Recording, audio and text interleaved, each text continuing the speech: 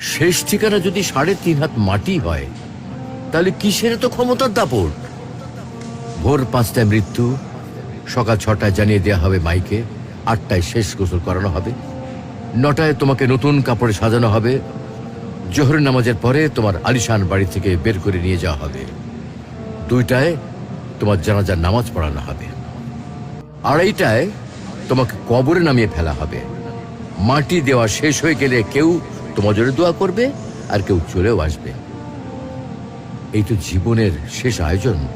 তো কিসের তো অহংকার, কিসের তো ক্ষমতার দাপট? হ্যাঁ, ক্ষমতা কারোর জন্য চিরস্থায়ী নয়।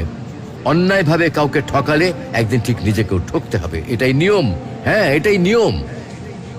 ভোরের সূর্যোদয়ের আলোতে যে পৃথিবী আলোকিত হয়, সন্ধ্যার সূর্যাস্তে তা আবার হারিয়ে যেত দেখি। অসত্য দিয়ে সত্যকে কখনো ঢেকে রাখা যায় না। প্রকৃতি বড়